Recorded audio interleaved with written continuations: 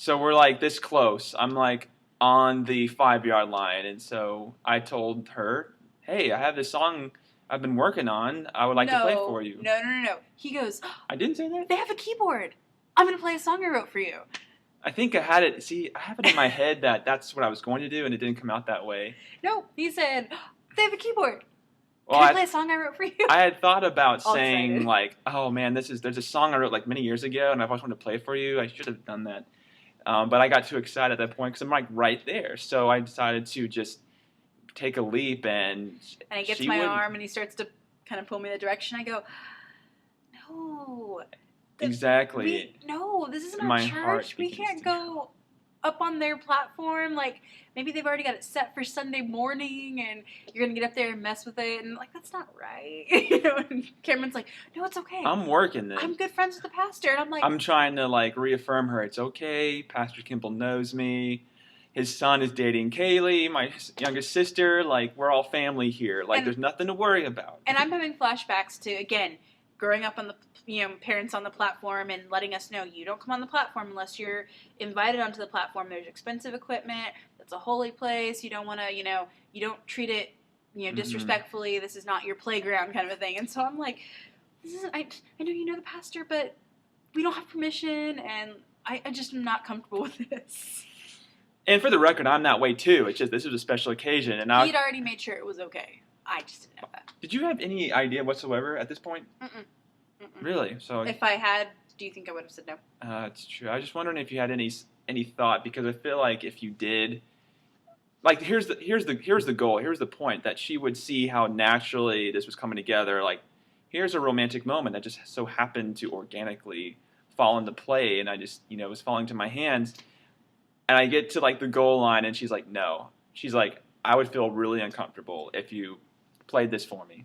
And he looks at me and he's like, please let me do this. And I'm like, doleful eyes, like it's seriously, and I wanted to say, okay, go for it. But in my head, I'm just picturing he's going to get up there and he's going to start playing, and the janitor guy is going to come in. He's not really a janitor guy, but... And I know that now, but I'm saying this is what's going through my head. The janitor guy is going to come in here and be like, what are you kids doing? And then it's going to be like, because he's never played for me before, something other than just like we're practicing for worship at, in youth. And so this was going to be the first time, number one, that I heard him play something he wrote, and number two, that I'd really just like heard him sing something that was like, really from his heart. And so I'm like, I know why this wouldn't is a she let very me do special this? moment, and I don't want to sit here like looking over my shoulder like, oh my gosh, are we going to get chased out of this church? So I decide that I can't do this because this is going to have this really awesome special moment, the proposal, and she's feeling uncomfortable for most of it. She may catch on at the end and be completely surprised, but it's like if she's uncomfortable for the majority of the time, then I don't want that. So we leave, and I'm dejected. I know she didn't reject me, but I felt like really sad. I was. Oh my goodness. I was way more depressed than I even looked, and because I had to, I'm walking out texting Jan Rich and Jerry, no, like not texting Jan Rich and Jerry because your phone was in the car. Oh, that's right. Well, I got to the car and my dad was calling him. I'm like, and I happened to pick up his phone because he's starting the car. Okay, yeah. Once we got in the car, I texted them and saying sorry. It's not going to happen, and they're texting, and they're calling, leaving me voicemail saying, get back here. Bring her back, drag her back. Yeah, and they were just like, and I'm like, I can't do this. So at this point, I was in my mind, like, I'm calling this audible at the line of scrimmage, and I was going improv. I'm the guy that likes it planned and, script it out. Mm-hmm. Well, completely unrelated. We were having a youth event recently, and we were going to be emceeing this. And I was talking about, we'll just be like, we'll play off each other, we'll whatever. And he's like, well, I'm going to write a draft of the script. I'm like, but we're just playing off each other. Like, we don't need a script for that. So, like, he's very much a planner, which is really great because he makes sure we'll it get goes to that. well. We'll get to that point where we're good at improv. It's just we're developing that piece of chemistry in our relationship. So it'll happen. Until then, I'm just kind of like a scripted. My confidence is better when I know exactly what I'm going to say and all that. Anyway. So we're driving away, and I'm like ignoring my phone at this.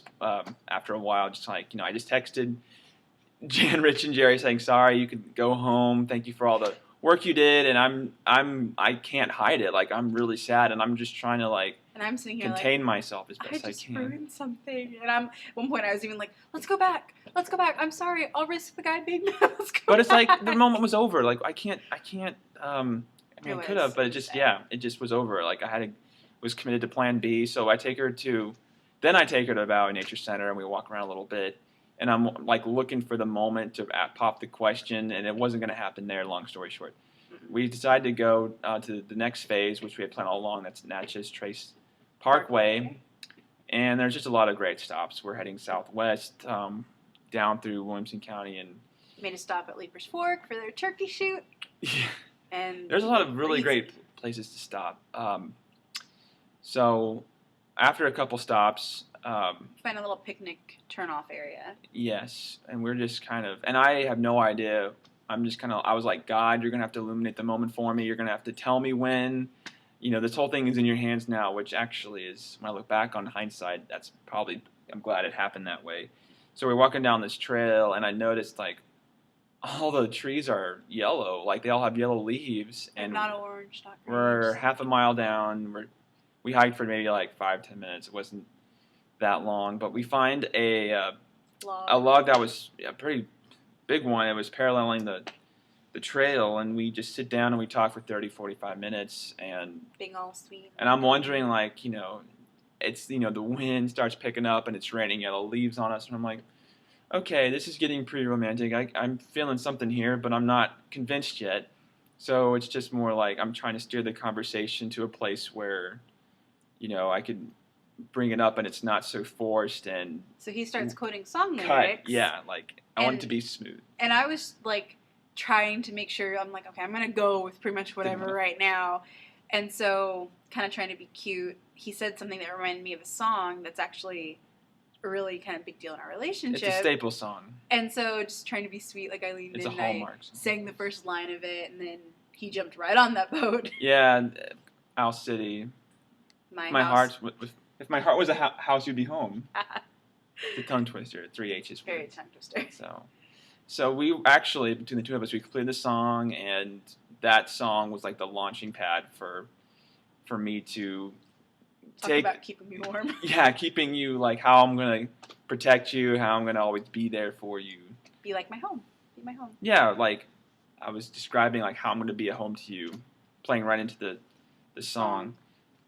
So anyway, I'm wearing my jacket, even though it's like in the upper 70s, and I'm like, oh, I wish it was colder because it would help me out. It was like cold, so cold the previous week. I'm like, it got warm, but I still have it on, and when it gets really cold, Lyssah is so great at putting her hands in my pocket to keep warm, and we hold hands in my pocket now more than actually holding hands outside of them. Because it's freaking cold in Tennessee. California peeps.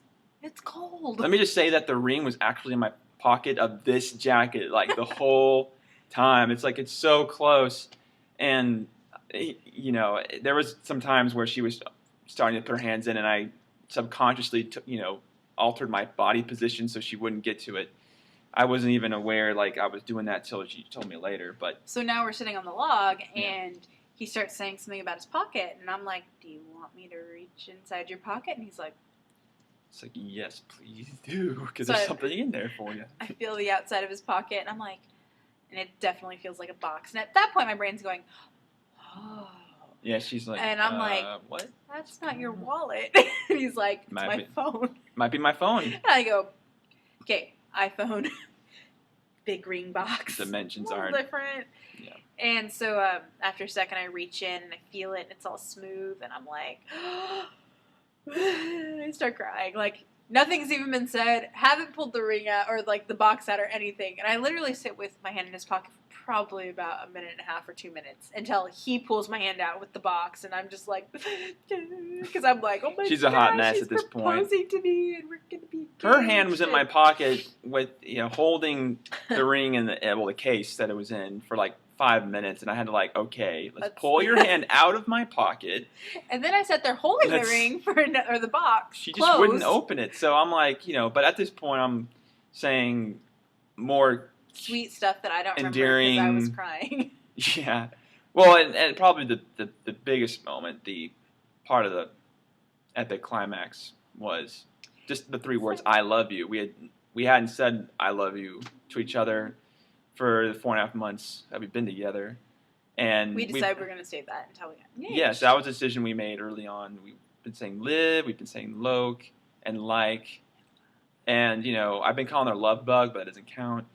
That's a name. I wasn't saying I love you. So I finally said that, and that she was already in tears, so that just accelerated. So he says the it tears. as he's getting down to get on one knee. The and hotness I just, doubles at this point. I'm bawling. It's one of those proposals you're really glad no one's there taking pictures of, because you would have been embarrassed later on, yeah, face all actually, red. maybe that's another benefit of not so cute. And the plan A not working out. I don't know, but. So anyway, so she's he just gets naughty down, mess, and I'm like, Lyssah, will you marry me? and all I heard was, "Will you?" And I'm like, then I wait a second, and then I realize, oh, I missed the last part of the question. Yes. So I'm like,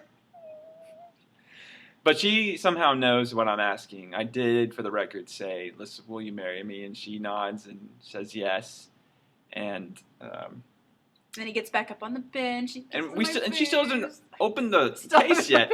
So I showed her the ring, and then I squealed like a little girl, because in case you didn't see it in the beginning, it's pretty sparkly and awesome and pretty. Real quickly, some details about the ring. Got the stone from one, setting in the other. I won't give too much details away, but it was a very special process. I crafted it. I did it on my own, and I had some confirmation from the important women in my life outside of Lyssah, which is Kaylee, Mom, the Fry ladies, and even memes when she was visiting. So it was a great process. So let's see what happened afterwards. We were spending 30 minutes talking, and then we finally go to the car and we spent some more time on that. Just Trace took her to TGI Fridays. Because I'm that much closer to being a Fry. Yeah, exactly. I'm like, well, if F is Friday and I'm a Fry and you're going to be one, you're that much closer to one. We're betrothed. We're affianced. So, yeah, so it made sense, And then we got caught in a thunderstorm, which is perfect. If you know me, I'm a big severe weather guy. I was filming. It was perfect. It couldn't have been a better ending to the day. Just to have until some we got back intense to my thunder house, and lightning. And my parents were ready to find out exactly what happened. Her parents were like, okay, we want to know, because we were so ready to capture this and get the music, the video, the proposal all on tape, and it just didn't happen. And I should probably add that I still haven't played the song yet. Yeah, for the record, still have not heard it. My parents have wrote the lyrics. Yeah, they picked up the song on the stand that was left at the church, Oh, and by the way, there was a second copy that was under your seat. So yeah, I was pretty close, but right now. Yeah, had to save some surprises for this. But so needless to say, the plan is now we are doing the proposal backwards. It's coming to pass just as I planned it, just in reverse. It's a regressive proposal. So I said yes, and progressively now he's going to do all the romantic sweet stuff he planned that I messed up at the beginning. Yes. But according to family, this story, so yeah, that's our proposal story. And so we're engaged, and we're looking to get married in early April. Yeah, it's going to be the spring. It's going to be either April or May. Some possible dates, the weekend of April 4th through 6th. Okay.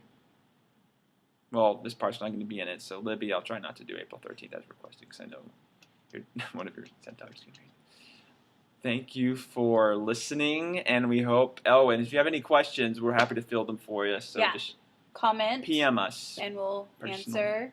And if we don't answer, personal message us. Yes, or text. We'll we love you all, and we're really excited to share this season with you guys. Yeah, the next 5-6 months are going to be pretty amazing. I promise to try not and bombard everyone on Facebook. It's like the best day of our lives for the next 5-6 months, and then we'll have another day. Wedding day will be the next best day of our lives. And then we'll have babies, and then we'll retire. Okay, that's not going in. We're stopping. Thank you. I was gonna kiss you. Kiss me. I'm sorry.